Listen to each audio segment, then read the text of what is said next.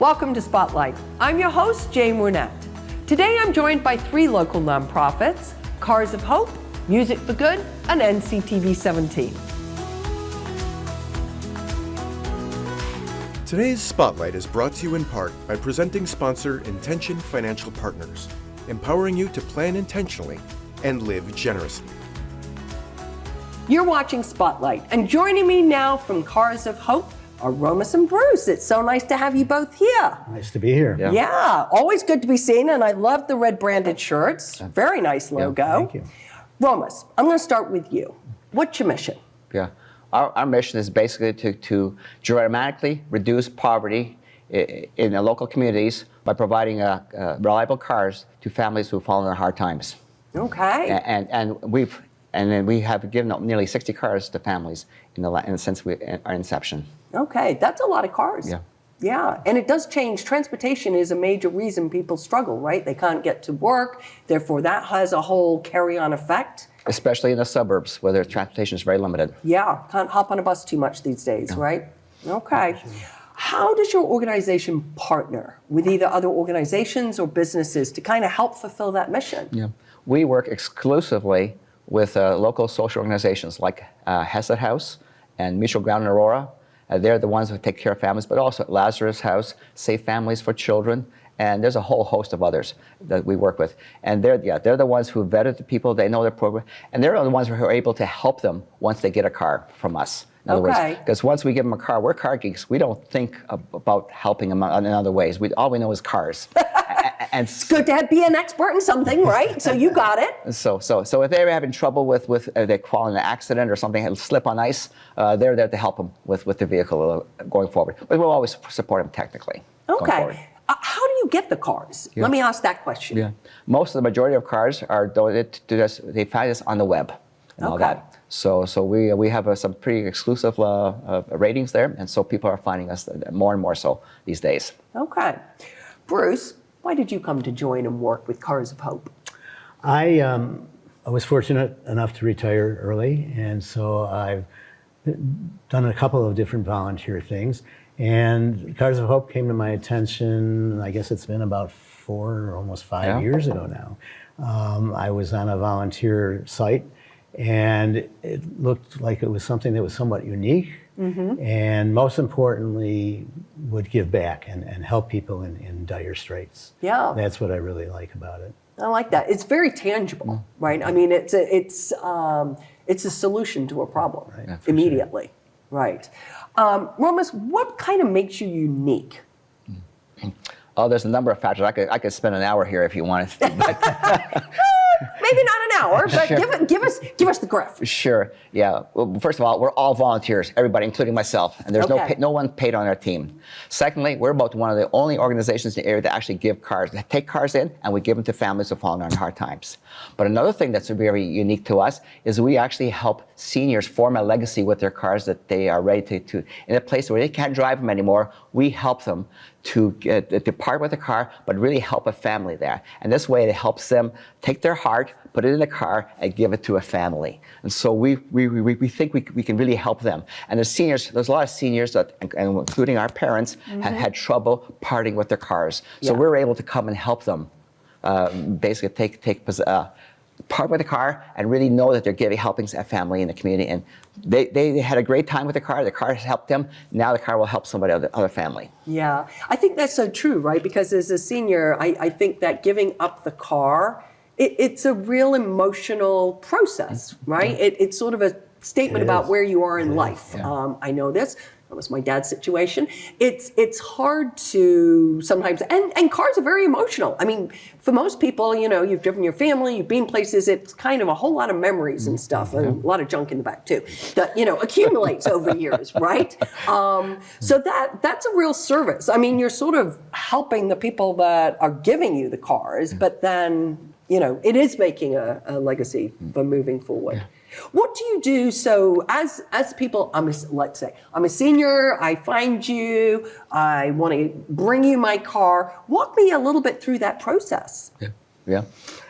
Bruce? They usually start with me. My major role is to talk to people who are interested in donating a car, as well as the other side, people who are in desperate need of a car. Okay. And one of the reasons I went into this, I should have said before, is I have a background in counseling, so helping people is something I like to do. And I knew when I got involved with this, we would be helping people who are desperate for transportation. But Romas just reminded me as he was speaking, it is a psychological thing for a senior or anybody to give up a car that they've had for a while. And so I actually use some of my counseling skills to help them cope with that decision that they've made, or maybe pull them in, where they're not quite sure. Yeah. So that's been an interesting phenomenon that I didn't expect. Yeah. And then do you do work on the cars, or it's the people that when they give the car, it's got to be in good working condition? Do you have some rules or regs on that, or how does that work? We have very high standards, probably the highest in the area. Anybody who donates cars, our cars need to go several years with no major repairs. Okay. So we invest very heavily. And we have repair shops that do work for us at their cost. This includes the Gerald Group, 59 Auto, and Doc Motor Works in Plainfield. And these organizations, they do bumper-to-bumper assessments for us, and they actually make the cars go. What the idea is that the car will go another a few more years. It's like giving a car to your daughter who's going to be away for a number of years. And what do you do to the car? And they with that in mind, they fix the car and make it go for many years. And so we have to invest quite a bit in most cars to get there. Yeah, that makes a lot of sense. Yeah. Bruce, what's the best part about working for this organization? I think the best part for me is the good feeling we get when we, are taking care of a major issue that some people are experiencing. That, transportation, we don't think, those of us who are fortunate enough to have a car don't think about it. But when you're a mother of 3 kids and 2 of them are preschool and 1 has autism, and you've got to take them to the doctor and you've got to get to your job, and there's no really good transportation system in the suburbs for the most part. So a car is such a necessity, and filling that void for them, I think that's what's particularly rewarding for me. Yeah, absolutely. Well, it's not just a car. You've kind of opened up a lot of other possibilities, right? Exactly, yeah. Yeah, for people to get on their feet. Right. Romas, as we wrap up, what's a common misperception maybe of your organization? Well, most of the people think we're just another car donation organization. And basically, it isn't until they actually start shopping for a car online and they find us and they say, oh my, we didn't realize that. And I think, Bruce, you're the one that actually sees that, and you get those calls. I do. People are surprised. In fact, I was noting to Romas a few minutes ago, people have gotten a little bit more savvy, those who are interested in donating, and they'll say to us when they call me, I've researched this, and you're the only ones who really kind of donate cars. And that's what I'm wanting to do. I'm wanting somebody to have a benefit of something that I'm giving up, and that is very unique about us. Yeah, well, I think it's something too, right? For most people at that point, it's a sunk cost. You want that feeling. I think, everybody wants to feel like they're paying it forward in some way, and you're really providing a way to pay it forward with wheels on it. Yeah, with wheels on it. Yeah, I like that. Yeah, and we're a 501c3, so tax receipts come with the deal. Yeah, which is another benefit to those that are donating, right? Yeah, that's wonderful. Thank you so much for sharing what you're doing, and wish you all the best as you continue, to give people something that we often think is so sort of taken for granted, but is really, when you live in this area, fundamental to your way of life. Yeah. Sure. Yeah. Well, thank you for helping us with the program. For having us. Absolutely. And if you would like to learn more about Cars of Hope, please go and visit their website. We're going to take a quick break, but stay tuned. We're coming right back with more Spotlight.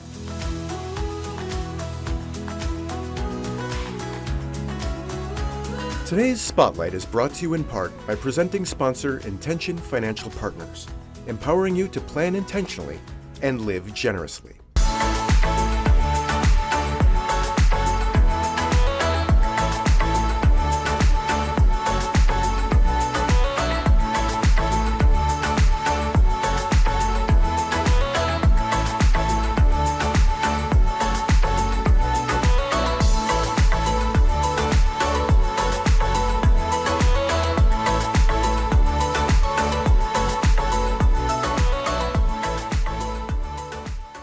Today's Spotlight is brought to you in part by presenting sponsor Intention Financial Partners, empowering you to plan intentionally and live generously.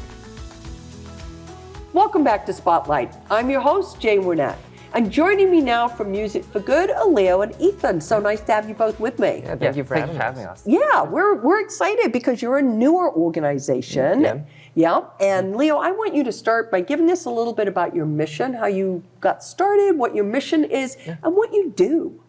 Yeah, so our mission would be to raise awareness about the rising rates of autism throughout the U.S., as well as the impact autism has on families with children with autism, and promoting the benefits of music therapy on children with autism and how it can help them communicate.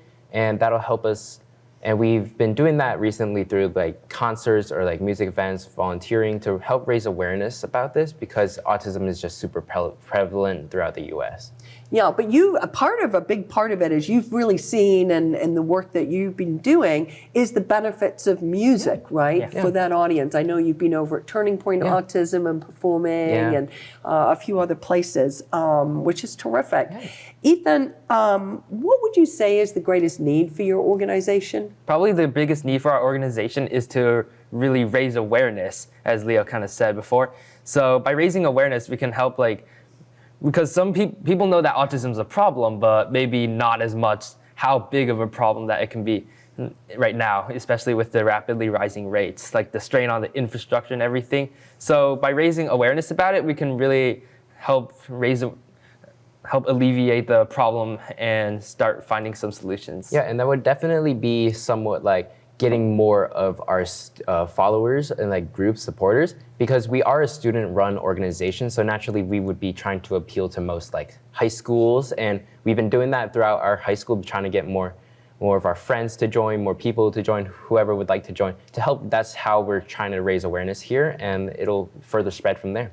Okay, and now, I know what instruments you play, but why don't you tell us what instruments you play? Yeah, so I play the alto saxophone, and usually I'll accompany with my brother. Okay. Yeah. And I play the piano, and I usually play solo instruments or accompany some other soloists. Okay, and you've managed to get quite a lot of your friends involved in this, right? Because you did a concert this summer, so talk a little bit about how you got them involved. Yeah, so when we started around May, we were like, we had this great idea. We recently visited a friend in California over spring break, and when we came back, we learned that they had to move to Nevada because rates were super high in California, 1 in 12, I believe. So we were like, we have to do something. So we reached out to our friends, and they were like, yeah, I'd love to join because it's about music, it's about playing together, community, but it's also about like raising awareness. And we decided to recruit our friends over, and then we just started planning, coming up with ideas. And most of our friends helped either play music or they would help manage the event itself. Okay, so you're really using your musical talents and what you do there with your friends to just raise that awareness, which I think, for any organization is super important, right? So, Leo, give me like an impactful story or a moment that you've had in this experience that really sort of said, we're onto something here and it really is the right thing for me to be doing. Yeah, so I would say after our first August concert, we got outreach from a bunch of other parents who saw our concert or attended our concert, and they were like, hey, we saw this concert, this event, and we were like super moved because of our child likes music, and we know that with music comes, they like to communicate more and express themselves. So they were like, we'd love to see how we can help in any way, how we can get involved. And it was great just seeing how many people we could impact with our organization. So we're like, let's keep going. Let's see how big we can get, how many people we can help in our community. Yeah, and you've done quite a few things in terms of going out. Like you went to Turning Point. Talk a little bit about that experience. So we visited Turning Point in July, and we were there to mainly see how did Turning Point really help children diagnosed with autism learn the skills they need to maybe find a job in the future or perform tasks that they might need to learn, because children with autism may have difficulties with performing tasks that they might normally not. So we were trying to see how we could help them learn the skills that they need. And with that came music. So we know at Turning Point, they had some kind of music session. And we were interested in that because we are focused on music. So we really wanted to see how we can help with children getting their skills and communicate. That's great. Ethan, as we look forward in this year, 2026, what are some of your goals or new initiatives that you're thinking about? Yeah, so pretty much our biggest goal here is to really expand and, like we said before, just really raise awareness about the cause, raise some resources, try to improve the infrastructure, and help support all those children with autism. And so we've been reaching out to some organizations, like, for example, Turning Point, and Dynamic Links even, and we've been planning concerts with them. And additionally, we've even been thinking about going with the park district and figuring out if we can work something with them. Oh, I like that. I like that. Yeah, that's certainly something to be thinking about, right? I mean, it's really putting your talents, things that you're naturally very good at, to good use, right? Yeah. And I think music is something that everybody understands. Like, a lot of people say music is like a universal language, and that it really is, because everybody understands it. Everybody, it helps them express themselves. Everybody's more open when it comes to music, and I think that's what we want to use to help support the cause and stuff. Yeah, and especially with those children with autism who may struggle to communicate their feelings or whatever in language, music is also a way that they could really express their ideas and connect socially. Yeah, I think that's great. Well, and connecting is a big part of communication, right? Yep. So that's important. I wish you both the best of luck. Yep. Keep Thank up the you. good work. Yeah. Thank you. Music for Good, right? Yep. That's good. Yep. And for more information about Music for Good, please go and visit their website. We're taking a quick break, but stay tuned. We're coming right back with more Spotlight.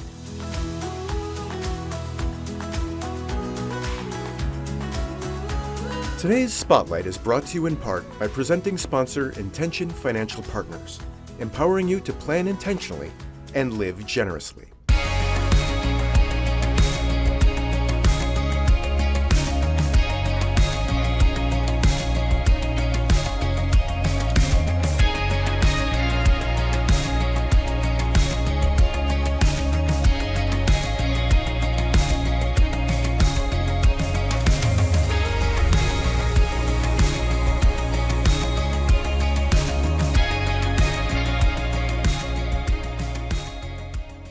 Today's Spotlight is brought to you in part by presenting sponsor Intention Financial Partners, empowering you to plan intentionally and live generously. If you're just tuning in, you're watching Spotlight. I'm your host, Jane Wernette, and joining me now from the NCTV17 board is Naveen Michael. So nice to have you with us. Thanks for welcoming me in, Jane. I'm excited. Yeah, nice to have you in this capacity too. Naveen, we talk a lot about this, obviously internally, and you as the president of the board. Talk a little bit from your standpoint about why you feel the station is important to Naperville. What role do we serve? Oh my gosh, I could talk about this for a really long time. And it's what brought me to serving on this board, because I'm very passionate about the news telling and the storytelling that NCTV17 does. I'm a resident of Naperville, longtime resident since '97, also a business owner, as a realtor, and a volunteer. And through those different scopes and avenues, I've intersected with NCTV17 many times, and I've realized the value and the importance of the station on the community, not only on the news, but also the storytelling, amplifying all voices, and the economic impact of the station. I mean, anytime something fabulous happens around town, NCTV17 is the first one to report it. And as a real estate agent, I've seen what that does to property value and just honestly the enjoyment of our city, right? New restaurant opening, Riverwalk improvements. We get to see it first, we get to be a part of it, and we are able to experience Naperville completely through everything that NCTV17 covers, including sports, right? So what's not to love about the station and how it amplifies all voices? Yeah, and I think that's obviously a key part of our objectives. And one of our values is accessibility, and really making sure that no matter what the platform, that we're making the news that we cover or the sports that we cover accessible to everybody. Why is that important in your mind, Naveen? Oh, accessibility is so important, right? We talk about delivering news to everybody, but without a paywall. You know, other news outlets that I'm a part of, I have to figure out how to get that information. This way, all residents, all citizens have equal free access of the press. And that's what we are. We are a press organization, and we deliver unbiased journalism, and everybody has a right to that. In order to become an informed community member, you have to have access to what is happening around town without a bias. And that's why it is so important what we do without a paywall.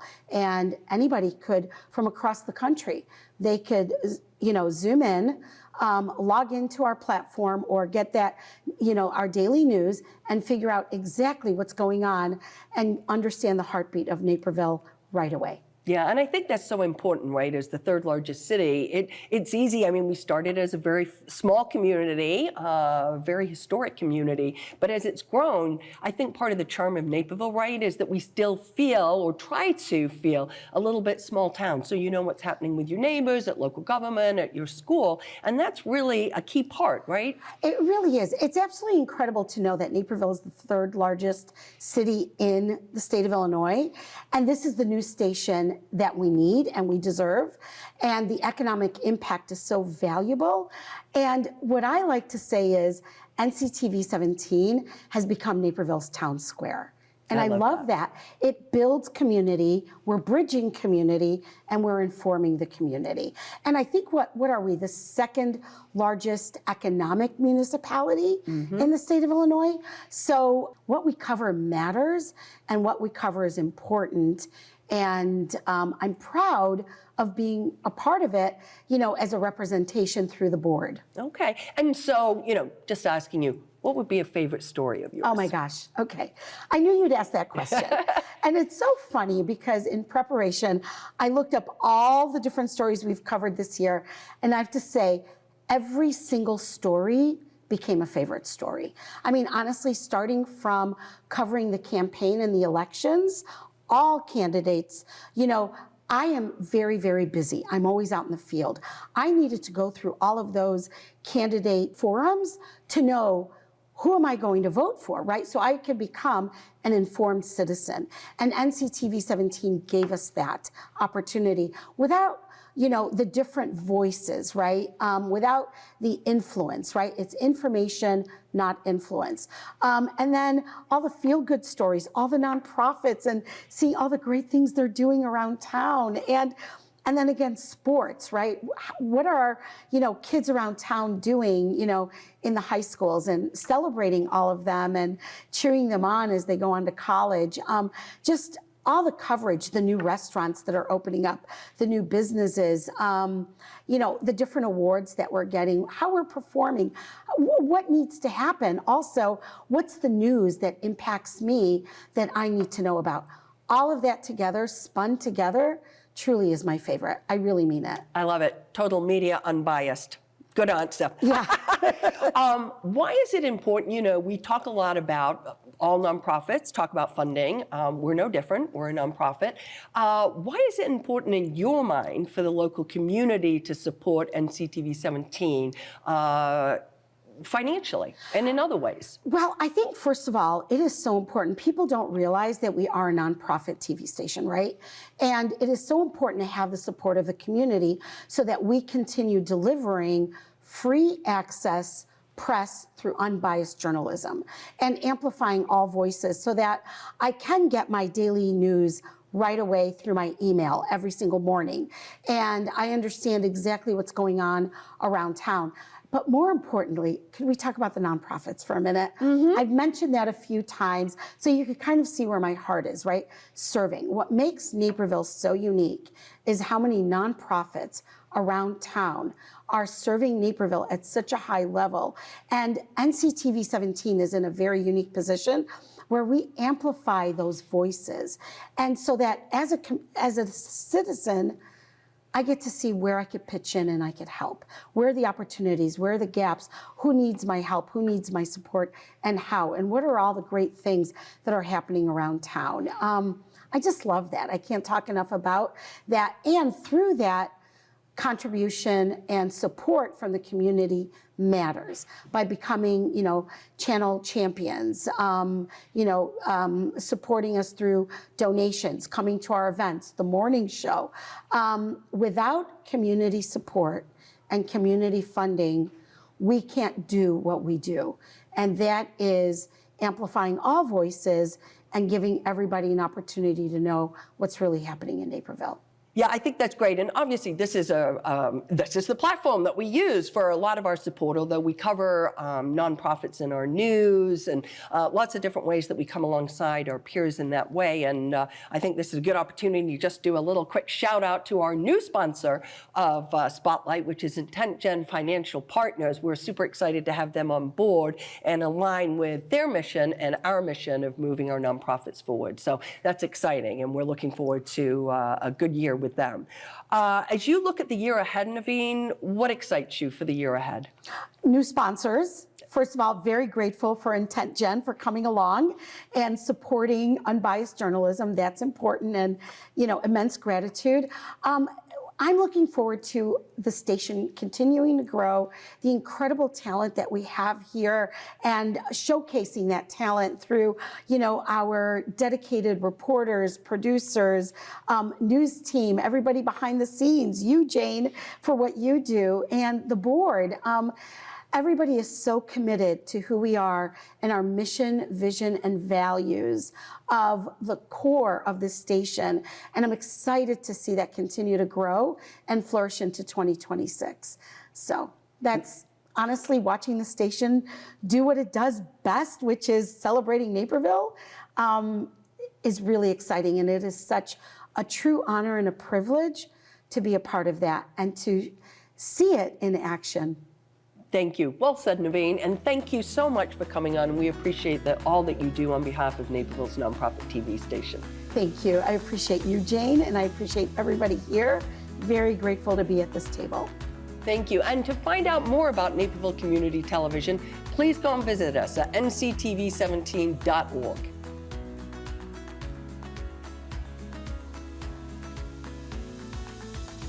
I'd like to thank all of my guests for joining us on Spotlight, and our new friends at IntentGen Financial Partners for their generous sponsorship of today's show. To learn more about the organizations featured on this episode, please go and visit our website at nctv17.org. And to stay informed about what's happening in our community, sign up to receive our daily news update and like and follow us on social media. For Spotlight, I'm Jane Wernette. Thank you for watching. Today's Spotlight is brought to you in part by presenting sponsor IntentGen Financial Partners, empowering you to plan intentionally and live generously.